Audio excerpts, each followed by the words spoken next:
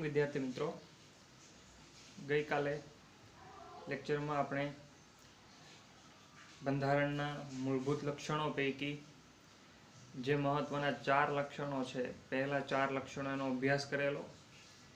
આજે 5મા લક્ષણથી આપણે શરૂઆત કરવાની છે. 5મું લક્ષણ છે કટોકટી વેળા એકતંત્રી વ્યવસ્થા. દેશની અંદર જ્યારે કટોકટી લાગુ પાડવામાં આવે ત્યારે દેશની અંદર કેવી વ્યવસ્થા સર્જાય છે, દેશનું શાસન કોના હાથમાં જાય છે, દેશ કઈ રીતે કટોકટીના સમયગાળા દરમિયાન છે એ કાર્ય કરતો હોય અને અર્થતંત્રની શું પરિસ્થિતિ હોય છે, કટોકટી કઈ રીતે જાહેર કરવામાં આવે, કેવી પરિસ્થિતિ ઊભી થઈ તો કટોકટી જાહેર કરવામાં આવે, આ બાબતની ચર્ચા છે એ તમને આ પોઈન્ટની અંદર આપેલી છે. 5મો પોઈન્ટ છે કટોકટી વેળા એકતંત્રી વ્યવસ્થા. ભારતના બંધારણમાં 3 પ્રકારની કટોકટીની જોગવાઈ કરવામાં આવી છે. 1 માર્ક્સમાં પ્રશ્ન પૂછી શકાય, ભારતના બંધારણમાં કેટલા પ્રકારની કટોકટીની જોગવાઈ કરવામાં આવેલી છે? તો તમારો જવાબ થશે 3 પ્રકારની કટોકટી. ભારતના બંધારણમાં 3 પ્રકારની કટોકટીની જોગવાઈ છે કરવામાં આવેલી છે. એમાં પહેલું છે યુદ્ધ, બાહ્ય આક્રમણ કે સશસ્ત્ર બળવો જેવા સંજોગોમાં રાષ્ટ્રીય સલામતી જોખમાય એવી પરિસ્થિતિમાં દેશની સલામતી વિષયક કટોકટી જાહેર કરવામાં આવે. પહેલી કટોકટી છે સલામતી વિષયક કટોકટી. પહેલી કટોકટીનું નામ છે સલામતી વિષયક કટોકટી. જ્યારે યુદ્ધ થાય, ભારત પાકિસ્તાન વચ્ચેનું યુદ્ધ હોય, ભારત ચીન વચ્ચેનું યુદ્ધ હોય, ભારત નેપાળ વચ્ચેનું યુદ્ધ હોય કે ભારત બાંગ્લાદેશ વચ્ચેનું યુદ્ધ હોય, ટૂંકમાં ભારતનું વિશ્વના કોઈ પણ બીજા દેશ સાથે યુદ્ધ થાય ત્યારે એ યુદ્ધના સમયગાળા દરમિયાન સલામતી દાખવવા માટે સલામતી વિષયક કટોકટી છે જાહેર કરવામાં આવતી હોય છે. બીજું તમને કીધું છે બાહ્ય આક્રમણ વખતે. બાહ્ય આક્રમણ પહેલાના સમયમાં આવા આક્રમણો છે ખૂબ જોવા મળતા હતા. જ્યારે રાજાઓના શાસન હતા ત્યારે બીજો રાજા છે કોઈ એક રાજા ઉપર આવીને ચડાઈ કરે તો એ બાહ્ય આક્રમણ કહેવાતું, કે બહારથી અચાનક કોઈ વ્યક્તિ આવીને, કોઈ રાજા આવીને આક્રમણ કરે છે. આવું અચાનક કોઈ પણ આક્રમણ બહારથી થાય, બીજા દેશમાંથી થાય, તો એવા સમયે પણ સલામતી જાળવવા માટે સલામતી વિષયક કટોકટી છે એ જાહેર કરવામાં આવતી હોય છે. અને ત્રીજું તમને કીધું છે સશસ્ત્ર બળવો. દેશની અંદર દેશના લોકો દ્વારા જ્યારે શસ્ત્ર સાથે બળવો કરવામાં આવે, વિરોધ કરવામાં આવે, કોઈ સમસ્યાનું સર્જન કરવામાં આવે જેમાં શસ્ત્રનો ઉપયોગ થતો હોય, હિંસા જેવી પરિસ્થિતિ ઊભી થતી હોય, તો એવા સંજોગોમાં પણ દેશની પરિસ્થિતિને કાબૂમાં રાખવા માટે સલામતી વિષયક કટોકટી છે એ જાહેર કરવામાં આવે છે. આમ 3 પરિસ્થિતિ છે, એક યુદ્ધના સમયે, એક બાહ્ય આક્રમણના સમયે અને એક સશસ્ત્ર બળવાના સમયે સલામતી વિષયક કટોકટી છે જાહેર કરવામાં આવતી હોય છે. બીજું તમને કીધેલું છે રાજ્યમાં કાયદો અને વ્યવસ્થાની પરિસ્થિતિ પડી ભાંગી હોય અથવા બંધારણીય જોગવાઈઓ અનુસાર રાજ્ય સરકાર ચાલી શકે એમ ન હોય ત્યારે કેન્દ્ર સરકાર બંધારણીય કટોકટી જાહેર કરી શકે છે અને રાષ્ટ્રપતિ શાસન રાજ્યમાં લાગુ પાડી શકે છે. જ્યારે કોઈ પણ રાજ્યમાં કાયદો અને વ્યવસ્થાની સ્થિતિ પડી ભાંગેલી હોય, એટલે કે કોઈ પણ રાજ્યમાં પોલીસ તંત્ર દ્વારા જે પણ પગલાઓ લેવામાં આવતા હોય છે, સરકાર દ્વારા જે પણ પગલાઓ લેવામાં આવતા હોય છે, લોકો એનું સરેઆમ ઉલ્લંઘન કરતા હોય છે, લોકો એનું પાલન નથી કરતા હોતા, તો આવા સંજોગોમાં કેન્દ્ર સરકાર છે બંધારણીય કટોકટી છે એ લાવી શકે છે. બંધારણીય જોગવાઈ અનુસાર જ્યારે રાજ્ય ચાલી શકે એમ ન હોય, બંધારણની જોગવાઈ પ્રમાણે રાજ્યમાં કાયદો અને વ્યવસ્થાની સ્થિતિ જળવાય, એ ખૂબ મહત્વની વાત છે. કાયદો અને વ્યવસ્થા જળવાય છે તો જ રાજ્યનો ખૂબ સારી રીતે વિકાસ થતો હોય. કાયદો અને વ્યવસ્થા નહીં જળવાય તો રાજ્યનો સારી રીતે વિકાસ થવાનો નથી. તો જે રાજ્યમાં આવી પરિસ્થિતિ ઊભી થતી હોય કે જ્યાં કાયદો અને વ્યવસ્થાની પરિસ્થિતિ જળવાતી ન હોય, તો એવા રાજ્યમાં કેન્દ્ર સરકાર છે, એટલે કે દિલ્હીની સરકાર કે જે આખા દેશનો વહીવટ કરતી હોય છે, એ બંધારણીય કટોકટી લાગુ પાડી શકે છે. અને એ જે રાજ્ય હોય કે જેમાં બંધારણીય કટોકટી લાગુ પડેલી હોય એમાં રાષ્ટ્રપતિનું શાસન છે એ લાદવામાં આવે છે. ત્યાર પછી ત્રીજો મુદ્દો તમને આપેલો છે સતત ભાવ વધારાના કારણે નાણાંના મૂલ્યમાં ઝડપથી ધોવાણ થતું હોય ત્યારે નાણાકીય કટોકટી જાહેર કરી શકાય. જ્યારે સતત ને સતત ભાવ વધારો થતો હોય, સતત ભાવ વધારાની પરિસ્થિતિને આપણે ફુગાવો તરીકે ઓળખીએ છીએ. ફુગાવો થાય ત્યારે કોઈ પણ વસ્તુનો ભાવ છે એ સતત ને સતત વધતો રહે છે. આજે એ વસ્તુ 50 રૂપિયાની છે, આવતીકાલે 60 રૂપિયાની થાય, 65 રૂપિયાની થાય, 70 રૂપિયાની થાય. એક સમય એવો આવે કે વસ્તુ 100 રૂપિયાની થાય, 150 રૂપિયાની પણ થઈ જાય. તો આ સતત થતો ભાવ વધારો છે. અને જેટલો ભાવ વધારો થાય એટલો ફુગાવો વધે, ને ફુગાવો વધે એટલું નાણાંનું મૂલ્ય છે એ ધોવાતું જાય. નાણાંનું મૂલ્ય કઈ રીતે ધોવાય? તો કે આજે એ વસ્તુ તમને 50 રૂપિયાની 1 કિલો મળે છે, પણ આજથી 1 મહિના પછી એ જ વસ્તુ 150 રૂપિયાની 1 કિલો મળશે. તમારે 100 રૂપિયા વધારે આપવાના છે અને તમને વસ્તુ વધારે મળતી નથી. આ નાણાકીય મૂલ્યનું ધોવાણ છે, જે સતત ભાવ વધારાના કારણે થતું હોય છે, ફુગાવાના કારણે થતું હોય છે. તો એવા સંજોગોમાં નાણાકીય કટોકટી છે એ જાહેર કરવામાં આવે છે. 3 પ્રકારની કટોકટી છે: સલામતી વિષયક કટોકટી, બંધારણીય કટોકટી અને નાણાકીય કટોકટી. 2 માર્ક્સમાં સવાલ પૂછી શકાય, કટોકટી કેટલા પ્રકારની છે જણાવો. તો કટોકટી 3 પ્રકારની છે. એમાં યુદ્ધ, બાહ્ય આક્રમણ કે સશસ્ત્ર બળવાના સમયે સલામતીની કટોકટી જાહેર કરવામાં આવે છે. રાજ્યમાં કાયદો અને વ્યવસ્થાની સ્થિતિ જળવાય એમ ન હોય અને બંધારણની જોગવાઈ પ્રમાણે રાજ્ય ચાલી શકે એમ ન હોય તો કેન્દ્ર સરકાર બંધારણીય કટોકટી જાહેર કરે છે, કે જેમાં રાષ્ટ્રપતિ શાસન લાગુ પાડવામાં આવે. અને સતત જ્યારે ભાવ વધારો થતો હોય, નાણાંના મૂલ્યનું ધોવાણ થતું હોય, તો એવા સંજોગોમાં નાણાકીય કટોકટી છે એ જાહેર કરવામાં આવતી હોય છે. આમ 3 પ્રકારની કટોકટી છે દેશના અર્થતંત્રમાં, દેશની અંદર જોવા મળે છે. આમ કટોકટીની આ 3 જોગવાઈઓ હેઠળ આપણું સમવાય તંત્ર એકંદરે એકતંત્રી વ્યવસ્થામાં ફેરવાઈ જાય છે. તેટલા સમયગાળા પૂરતું સમવાય તંત્ર સ્થગિત થઈ જાય છે. સમવાય તંત્ર એટલે આપણે આગળ પણ જોઈ ગયા, સ્ટેટ્સ, યુનિયન ઓફ સ્ટેટ્સ, જે સંઘીય રાજ્ય વ્યવસ્થા છે, બધા રાજ્યો ભેગા મળે છે ત્યારે એક દેશનું નિર્માણ થાય છે. એ સમવાય તંત્ર છે એ એકતંત્રી વ્યવસ્થામાં ફેરવાઈ જાય છે. એક રાષ્ટ્રપતિ શાસન હેઠળ આખો દેશ છે આવી જાય છે ત્યારે આખું સમવાય તંત્ર સ્થગિત થઈ જાય છે. કોઈ પણ રાજ્યોનું, કોઈ પણ સરકારનું કંઈ જ ચાલતું નથી. એમાં રાષ્ટ્રપતિ જે પ્રમાણે કે એ જ પ્રમાણે આખો દેશ ચાલે. રાષ્ટ્રપતિના હુકમનું ઉલ્લંઘન કરી શકાતું નથી. 6થો મુદ્દો તમને આપેલો છે દ્વિગૃહી પ્રથા. દ્વિગૃહી પ્રથા આ ટોપિકની અંદર તમને વાત કરેલી છે લોકસભા અને રાજ્યસભાની. લોકસભા અને રાજ્યસભા ભારતના જે સંસદ છે, સંસદની બે મહત્વના ગૃહો છે અને બંને ગૃહો થકી જ કાયદાના ઘડતરની પ્રક્રિયા છે આગળ વધતી હોય છે. તો એની મહત્વની બાબતો છે તમને અહીંયા આ ટોપિકની અંદર આપેલી છે. 6થો ટોપિક છે દ્વિગૃહી પ્રથા. લોકો દ્વારા ચૂંટાયેલા પ્રતિનિધિઓમાંથી બનેલી લોકસભા છે. લોકશાહીમાં લોકસભા સાચી સત્તા સ્થાપિત થયેલી છે. લોકો દ્વારા ચૂંટાયેલા પ્રતિનિધિઓની બનેલી લોકસભા છે. લોકસભા તમે 8મા ધોરણમાં પણ ભણી ગયા હશો. લોકસભા છે એમાં 545 જેટલા ઉમેદવારો છે એ જોવા મળતા હોય છે. એ લોકસભા છે લોકોના ચૂંટાયેલા પ્રતિનિધિઓની બનેલી હોય છે. લોકો જે વ્યક્તિને મત આપે એ વ્યક્તિ જીતે છે અને એ વ્યક્તિ જીતીને લોકસભાની અંદર એક સાંસદ તરીકે છે એ પોતે લોકોનું પ્રતિનિધિત્વ કરતો હોય છે. તો લોકોના ચૂંટાયેલા પ્રતિનિધિઓની બનેલી લોકસભા હોય છે. તમે જાણશો 2019ની જે ચૂંટણી ગઈ એ 2019ની ચૂંટણી છે એ લોકસભાની ચૂંટણી હતી, સાંસદની ચૂંટણી હતી. એમાં લોકો મત આપતા હતા અને કોઈ એક વ્યક્તિ તમારા વિસ્તારમાંથી જીતો હશે અને જીતેલો વ્યક્તિ છે એ વ્યક્તિ સાંસદ તરીકેનું કામ છે કરતો છે. સુરતમાં તમે જાણો છો છેલ્લા 3 ટર્મથી દર્શનાબેન જરદોશ છે સાંસદ તરીકે જીતે છે અને આ વર્ષે પણ 2019માં સાંસદ તરીકે દર્શનાબેન જરદોશે લીડ મેળવેલી છે, જીત મેળવેલી છે. ટૂંકમાં લોકો એ વ્યક્તિને મત આપે છે અને એ વ્યક્તિ જીતે છે અને એ વ્યક્તિ લોકસભાની અંદર જતો હોય છે અને સાચી સત્તા પણ લોકસભામાં સ્થાપિત થયેલી છે, કારણ કે લોકસભા જ કાયદો ઘડવાની, કાયદામાં ફેરફાર કરવાની બધી સત્તા છે ધરાવે છે. સંસદના 2 ગૃહો છે, ઉપલું ગૃહ રાજ્યસભા અને નીચલું ગૃહ લોકસભા છે. સંસદના 2 ગૃહો. 1 માર્ક્સનો પ્રશ્ન પૂછી શકાય, સંસદના કેટલા ગૃહો છે? તો તમારો જવાબ હશે સંસદના 2 ગૃહો છે. બીજો પ્રશ્ન પૂછાય, સંસદના કેટલા ગૃહો છે, કયા કયા? સંસદના 2 ગૃહો છે, રાજ્યસભા અને લોકસભા. એવો પણ પ્રશ્ન પૂછી શકાય, સંસદના ઉપલા ગૃહને બીજા કયા નામથી ઓળખવામાં આવે? તો સંસદના ઉપલા ગૃહને રાજ્યસભા તરીકે ઓળખવામાં આવે છે. અને ત્રીજો પ્રશ્ન, સંસદના નીચલા ગૃહને બીજા કયા નામે ઓળખવામાં આવે? તો સંસદના નીચલા ગૃહને બીજા લોકસભાના નામથી ઓળખવામાં આવે છે. પ્રધાનમંડળની રચના સંસદ સભ્યમાંથી કરવામાં આવે છે.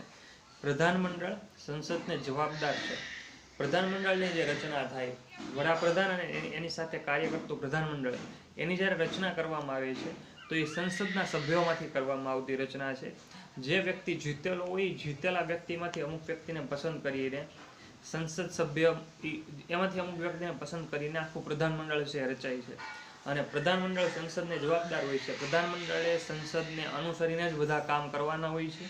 સંસદની ઉપરવટ જઈને, કાયદાની ઉપરવટ જઈને, બંધારણની ઉપરવટ જઈને કોઈ પણ કામ કરી શકે નહીં. પ્રધાનમંડળ લોકસભાનો વિશ્વાસ ધરાવે ત્યાં સુધી સત્તા ઉપર રહી શકે છે અને સંસદીય સરકારે સંયુક્ત જવાબદારીના સિદ્ધાંત ઉપર કામ કરે છે. પ્રધાનમંડળ જ્યાં સુધી લોકસભાનો વિશ્વાસ ધરાવશે ત્યાં સુધી જ સત્તા ઉપર રહી શકશે. જ્યારે લોકસભાનો વિશ્વાસ તૂટી જશે ત્યાર પછી આ સત્તા ઉપર રહી શકશે નહીં. બહુમતીની જે સંખ્યા છે એ બહુમતીની 272નો જે આંકડો છે એ બહુમતીની સંખ્યા જ્યાં સુધી પ્રધાનમંડળની પાસે હશે ત્યાં સુધી જ પ્રધાનમંડળ છે એ સત્તા ઉપર રહી શકશે. અટલ બિહારી વાજપેયી લોકસભાની અંદર અવિશ્વાસનો પ્રસ્તાવ એની સામે રજૂ કરવામાં આવ્યો અને એક મતના કારણે અટલ બિહારી વાજપેયી છે એનું આખું પ્રધાનમંડળ છે હારી ગયેલું. કારણ જેટલી સીટ જોઈએ છે, જેટલી બહુમતી જોઈએ છે, બહુમતી નહીં મળે તો કોઈ પણ સરકાર છે, કોઈ પણ વ્યક્તિ છે એ સત્તા ઉપર ટકી શકવાના નથી. અને સંસદીય સરકાર સંયુક્ત જવાબદારી ઉપર કામ કરતી હોય છે. એને રાજ્યનો પણ વિકાસ કરવાનો હોય છે અને દેશનો પણ વિકાસ કરવાનો હોય છે. રાજ્યના ડેવલપિંગ માટે અને દેશના ડેવલપિંગ માટે બંનેના કામમાં, બંનેના વિસ્તરણ માટે, બંનેના વિકાસ માટે એને કામ કરવાનું હોય છે. પ્રધાનમંડળના અત્યંત મહત્વના નિર્ણયો લેવાતા હોય છે. કેન્દ્રમાં રાષ્ટ્રપતિના નામે અને રાજ્યમાં રાજ્યપાલ એટલે કે ગવર્નરના નામે વહીવટ ચાલતો હોવા છતાં ખરેખર સત્તા કેન્દ્રમાં વડાપ્રધાનની આગેવાની હેઠળનું પ્રધાનમંડળ અને રાજ્યમાં મુખ્યપ્રધાનના વડપણ હેઠળનું પ્રધાનમંડળ જ વહીવટી અને કારોબારી સત્તા ભોગવે છે. પ્રધાનમંડળમાં ખૂબ અગત્યના મહત્વના નિર્ણયો લેવાય છે. તમે જાણતા જ હશો, દેશની અંદર કોઈ પણ મહત્વના કાયદાઓ લાવવામાં આવે છે, દેશના બંધારણમાં કોઈ પણ મહત્વના ફેરફારો કરવામાં આવે છે, દેશની અંદર જે મહત્વની અને મુખ્ય ઘટનાઓ બને છે પ્રધાનમંડળ થકી બનતી હોય છે. આખા દેશમાં આ જે બધો વહીવટ થાય છે એ બધો જ વહીવટ કેન્દ્ર લેવલ એટલે કે દેશની અંદર રાષ્ટ્રપતિના નામે ચલાવવામાં આવે છે અને રાજ્યની અંદર રાજ્યપાલના નામે ચલાવવામાં આવે છે. આપણા અત્યારના રાષ્ટ્રપતિ છે રામનાથ કોવિંદ અને ગુજરાત રાજ્યના આપણા રાજ્યપાલ છે આચાર્ય દેવવ્રત.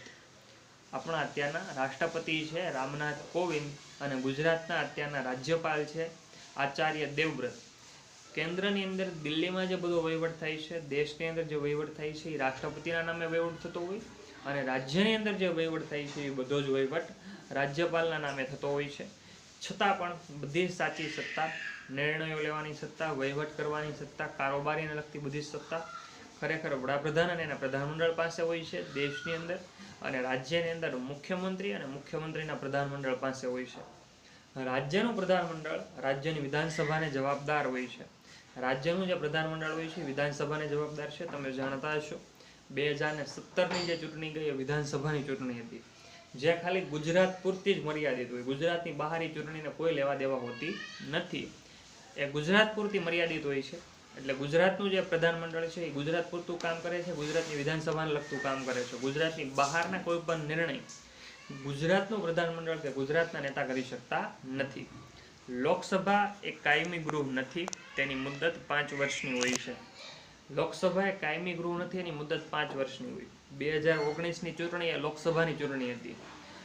એ 5 વર્ષ પછી એ આખી લોકસભાનું વિસર્જન થશે. જે વ્યક્તિ જીતી ગયા છે એ બધા જ વ્યક્તિને 5 વર્ષ પછી રાજીનામા આપવા પડશે. 5 વર્ષ પછી એટલે 2024માં, 2019માં ચૂંટણી હતી, 2020, 21, 22, 23 અને 24 5 વર્ષ થયા.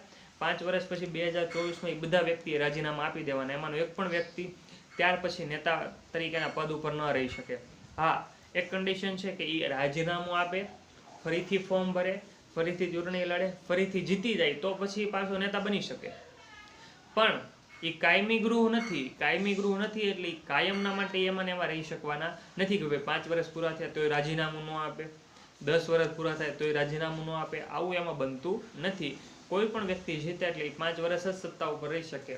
5 વર્ષ પછી એને ફરજિયાતપણે રાજીનામું આપવું પડે છે. રાજ્યસભામાં સભ્યો રાજ્યોની વિધાનસભામાં ચૂંટાઈને આવેલા ધારાસભ્યો ચૂંટે છે. તેઓ જે તે રાજ્યનું પ્રતિનિધિત્વ કરે છે.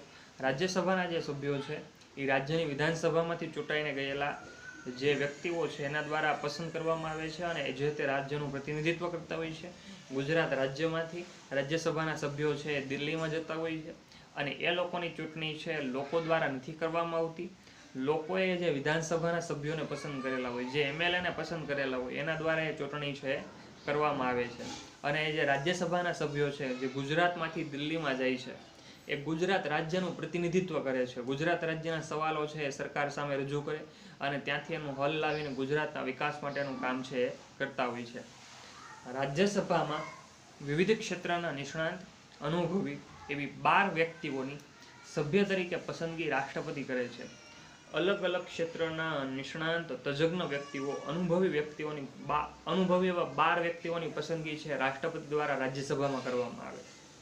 એનું કારણ છે કાયદાઓ ઘડતી વખતે કોઈ પણ સેક્ટરનો અનુભવી વ્યક્તિ છે, તજજ્ઞ વ્યક્તિ છે તો એને એ સેક્ટર બાબતે ઘણી ખરી માહિતી છે, ઘણું ખરું નોલેજ છે એ હશે અને કાયદાના ઘડતરમાં એ માહિતી છે, નોલેજ છે, એનો ઉપયોગ છે ખૂબ સારી રીતે કરી શકાય અને ખૂબ સારો કાયદાનું ઘડતર દેશના લોકોના હિત માટે છે કરી શકાય છે.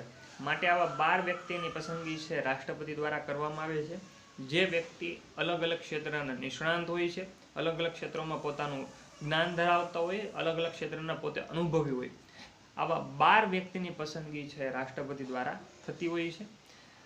એક પ્રશ્ન 1 માર્ક્સનો પૂછી શકાય, રાજ્યસભામાં કેટલા વ્યક્તિની પસંદગી રાષ્ટ્રપતિ દ્વારા કરવામાં આવે? તો તમારો જવાબ હશે 12 વ્યક્તિની પસંદગી છે રાષ્ટ્રપતિ દ્વારા કરવામાં આવે છે.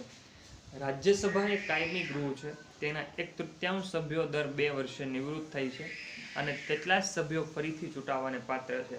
રાજ્યસભા એ કાયમી ગૃહ છે, એનું કોઈ સમયે વિસર્જન નથી થતું. દર 2 વર્ષે એના 1/3 સભ્યો જ નિવૃત્ત થાય છે. એટલે કે જે ટોટલ સંખ્યા છે એના 3/4 ભાગના વ્યક્તિ છે એ દર 2 વર્ષે નિવૃત્ત થાય છે અને એટલા સભ્યોની ફરીથી ચૂંટણી થઈ જાય. લોકસભામાં 545 બધા સભ્યોના એકસાથે રાજીનામા લઈ લેવામાં આવે એટલે આખું લોકસભાનું ગૃહ છે એ આખું વિખાઈ જાય છે, ફરીથી ચૂંટણી થાય ને ફરીથી નવું બનાવવામાં આવે. જ્યારે રાજ્યસભામાં એવું છે નહીં. રાજ્યસભામાં જેટલી સંખ્યા છે એના 3/4 ભાગના વ્યક્તિ છે નિવૃત્ત થાય છે, 1/3 વ્યક્તિ, અને એટલા વ્યક્તિઓ છે ફરીથી આવી જાય છે. આખા રાજ્યસભાના બધા સભ્યો રાજીનામા આપી દે છે, બધા સભ્યો નીકળી જાય છે અને બધા સભ્યોની ફરીથી ચૂંટણી થાય છે, આવું છે નહીં. આમ રાજ્યસભાનો સભ્ય 6 વર્ષ સુધી સભ્યપદ ધરાવે છે. રાજ્યસભાની સત્તા પ્રમાણમાં ઓછી છે અને જ્યારે લોકસભાની સત્તાઓ વિશેષ, ચડિયાતી અને નિર્ણાયક છે. રાજ્યસભાનું સંપૂર્ણપણે વિસર્જન થતું નથી. રાજ્યસભાનો જે સભ્ય છે એ 6 વર્ષ સુધી સભ્યપદ ધરાવે છે. દેશની અંદર દરેક મહત્વના હોદ્દાઓ છે 5 વર્ષ માટેના હોદ્દાઓ છે, જેમાં વડાપ્રધાનનો હોદ્દો 5 વર્ષ માટે છે, રાષ્ટ્રપતિનો હોદ્દો પણ 5 વર્ષ માટે છે, ઉપરાષ્ટ્રપતિનો હોદ્દો પણ 5 વર્ષ માટે છે, મુખ્યમંત્રીના હોદ્દા પણ 5 વર્ષ માટેના છે, પછી એમએલએ એટલે કે વિધાનસભાના સભ્યોના હોદ્દા પણ 5 વર્ષ માટે જ છે. માત્ર રાજ્યસભાના સભ્યનો હોદ્દો જ એક એવો છે કે જે 6 વર્ષ માટે છે. એટલે આ એક પ્રશ્ન પૂછી શકાય, રાજ્યસભાનો સભ્ય કેટલા વર્ષ સુધી પોતાનું સભ્યપદ ધરાવે છે? તો રાજ્યસભાનો સભ્ય 6 વર્ષ સુધી પોતાનું સભ્યપદ છે એ ધરાવતો હોય છે. લોકસભા કરતાં રાજ્યસભા પાસે ઓછી સત્તા છે, એટલે લોકસભા છે વિશેષ, ચડિયાતી અને નિર્ણાયક છે. રાજ્યસભાનું ક્યારેય સંપૂર્ણ વિસર્જન થતું નથી. લોકસભામાં કાયદો ઘડવાના મુખ્ય પરિબળોની ચર્ચા વિચારણા છે થતી હોય છે, માટે એને થોડી વધારે સત્તા બંધારણ દ્વારા છે એ આપવામાં આવેલી છે. ત્યાર પછીનો ટોપિક છે સ્વતંત્ર, નિષ્પક્ષ અને એકીકૃત ન્યાયતંત્ર. સ્વતંત્ર, નિષ્પક્ષ અને એકીકૃત ન્યાયતંત્ર. ભારતનું જે ન્યાયતંત્ર છે એની અહીંયા તમને વાત કરેલી છે.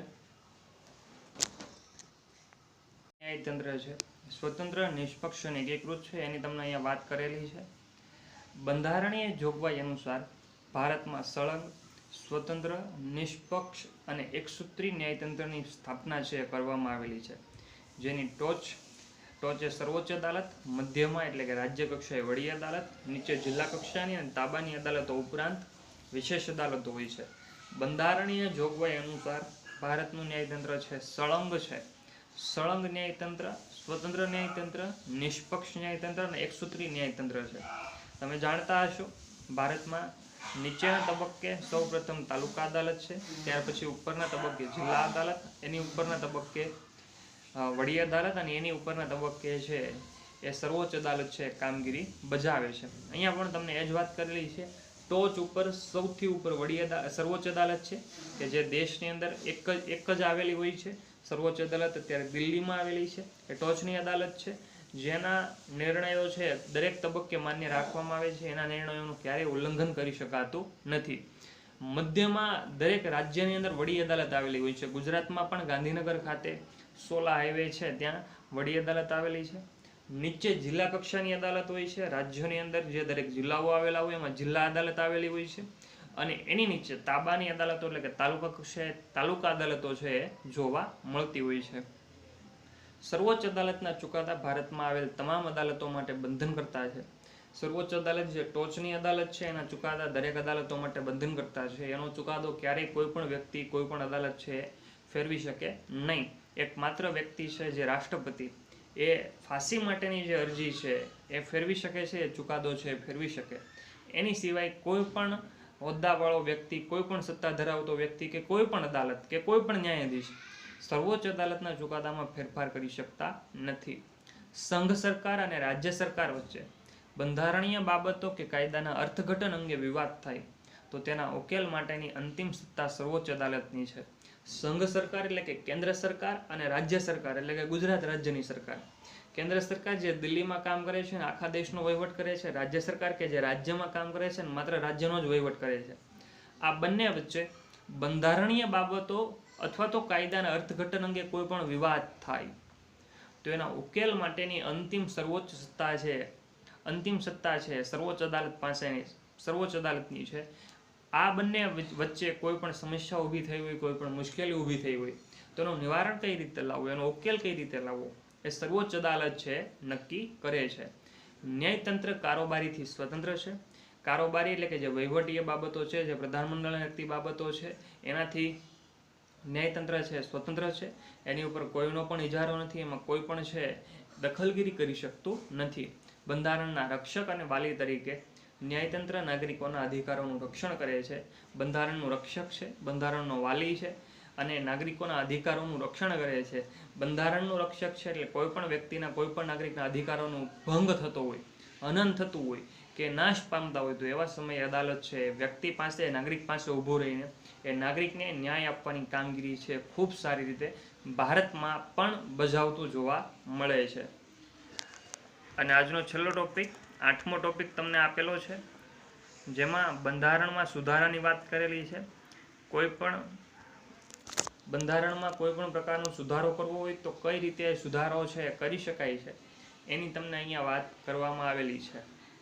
ભારતીય બંધારણ અન્ય દેશોના બંધારણ કરતાં પરિવર્તનશીલ છે. સમય અને સંજોગોને આધીન બંધારણમાં ફેરફાર કરવાની જરૂર પડતી હોય છે. બંધારણમાં ફેરફારની કલમોને 3 ભાગોમાં વહેંચવામાં આવી છે. ભારતનું બંધારણ અન્ય દેશોના બંધારણ કરતાં વધુ પરિવર્તનશીલ છે. બંધારણમાં સમય અને સંજોગો પ્રમાણે ફેરફાર કરવાની આવશ્યકતા છે. 1950માં જે બંધારણ અમલમાં મૂકવામાં આવ્યું એ જ બંધારણ 2020માં ચાલુ રાખવું, એ જ બંધારણ 2070માં ચાલુ રાખવું અને પછીના સમયગાળા દરમિયાન પણ એ જ બંધારણ ચાલુ રાખવું, એમાં કોઈ ફેરફાર જ ન કરવો.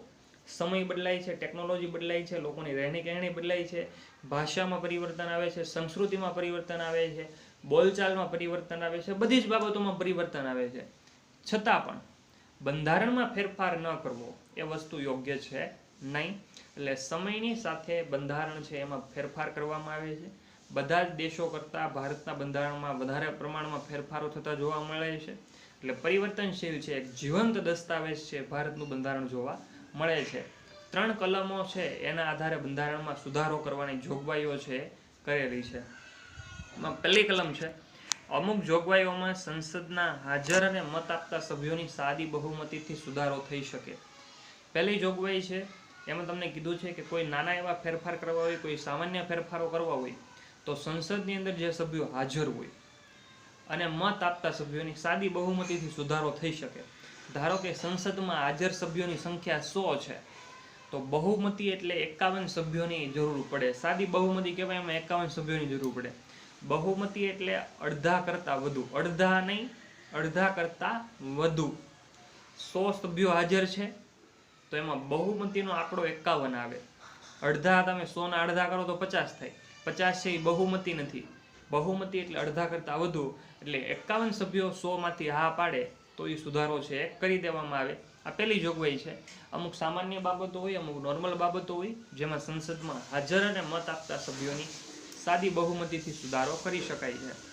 બીજું તમને આપેલું છે, અમુક જોગવાઈઓમાં સંસદના બંને ગૃહોની કુલ સભ્ય સંખ્યાની બહુમતી અને હાજર તેમજ મત આપતા સભ્યોની 2/3 સ્પષ્ટ બહુમતીથી ફેરફાર થઈ શકે. અમુક એવી જોગવાઈઓ હોય છે, અમુક એવા કાયદા હોય છે જેમાં સંસદના બંને ગૃહોની કુલ સભ્ય સંખ્યાની બહુમતી, જે લોકસભા છે અને રાજ્યસભા છે, આ બંને ગૃહોની જે કુલ સભ્ય સંખ્યા છે, એના બંનેના કુલ સભ્યો છે, એની પણ બહુમતીની જરૂરિયાત છે અમુક જોગવાઈઓ માટે પડતી હોય. એટલે કે અડધા કરતાં વધુ સભ્યોની જરૂરિયાત છે પડતી હોય. તેમજ હાજર અને મત આપતા જે લોકો છે એની 2/3 સ્પષ્ટ બહુમતીથી પણ ફેરફાર થઈ શકે. ધારો કે 100 વ્યક્તિ હાજર હોય તો એમાં 2/3 બહુમતી, એટલે કે 67 લોકો છે હા પાડતા હોવા જોઈએ તો પણ એ ફેરફાર છે એ કરી શકાય છે. પહેલી જોગવાઈમાં 51 લોકો, એટલે કે જે સાદી બહુમતી કહેવાય છે. 2/3 બહુમતી એટલે 67 લોકો, 100 માંથી 67 લોકો છે હા પાડતા હોય તો એવો સુધારો છે કરી શકાય છે. ત્રીજી જોગવાઈ છે, બંધારણના અમુક ભાગમાં સુધારો કરવા માટે સંસદના બંને ગૃહોની કુલ સભ્ય સંખ્યાની બહુમતી, હાજર અને મત આપતા સભ્યોની 2/3 બહુમતી ઉપરાંત અડધા કરતાં વધુ ઘટક રાજ્યોની વિધાનસભા ગૃહોની મંજૂરી પણ જરૂરી છે. કેટલીક એવી બાબતો હોય છે કે જે દેશ માટે ખૂબ મહત્વની હોય છે, દેશના લોકો માટે ખૂબ અગત્યની બાબત હોય છે. તો એવા સંજોગોમાં સંસદની અંદર બંધારણમાં કોઈ પણ કાયદો લાવવામાં આવે, એમાં ફેરફાર કરવામાં આવે તો એમાં સંસદના બંને ગૃહોના કુલ સભ્ય સંખ્યાની બહુમતી જોઈએ છે, 2/3 બહુમતી પણ જોઈએ છે, અને એના કરતાં પણ આગળ જઈએ તો રાજ્યમાં, દેશની અંદર જેટલા રાજ્યો છે એમાં અડધા કરતાં વધુ ઘટક રાજ્યો, એટલે કે જે રાજ્યની સંખ્યા છે એના કરતાં અડધા રાજ્યોની બહુમતી, એની વિધાનસભા ગૃહની મંજૂરી પણ મેળવવી આવશ્યક થઈ પડે છે. એટલે 3 જોગવાઈઓ છે. એમાં પહેલી જોગવાઈમાં સાદી બહુમતીથી સુધારો થાય છે, બીજી જોગવાઈમાં 2/3 બહુમતીથી સુધારો થાય છે, અને ત્રીજી જોગવાઈમાં કુલ સભ્ય સંખ્યાની બહુમતી અને 2/3 બહુમતી અને અડધા કરતાં વધુ ઘટક રાજ્યોની વિધાનસભા ગૃહની મંજૂરી. આ રીતે ફેરફાર છે એ બંધારણની કલમોમાં છે એ કરી શકાય છે.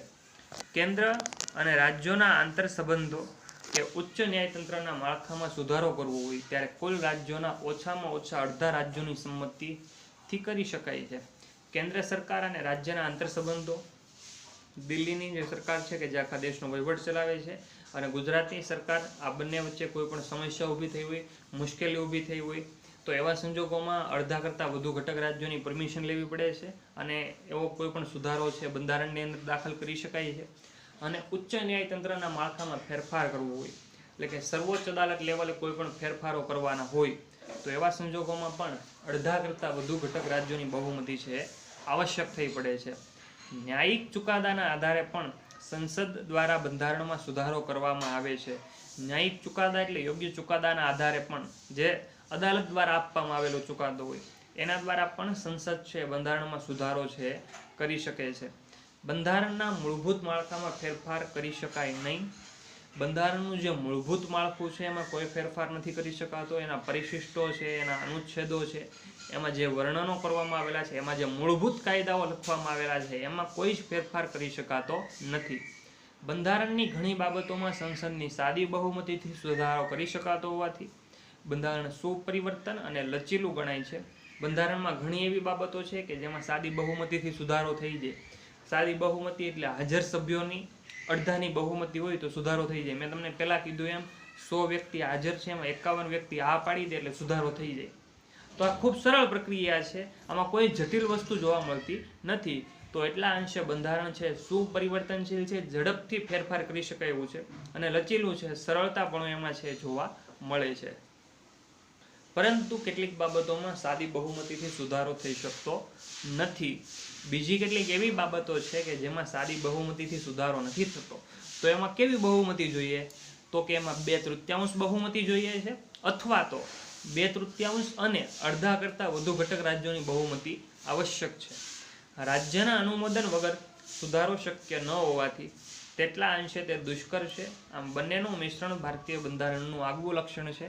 રાજ્યનું અનુમોદન એટલે હા, તમને શબ્દ આપ્યો છે અનુમોદન એટલે હા પાડવી. રાજ્યો જ્યાં સુધી હા નહીં પાડે ત્યાં સુધી બંધારણમાં સુધારો કરી શકાતો નથી. તો જ્યાં સુધી રાજ્યો હા નહીં પાડે ત્યાં સુધી સુધારો નહીં થાય.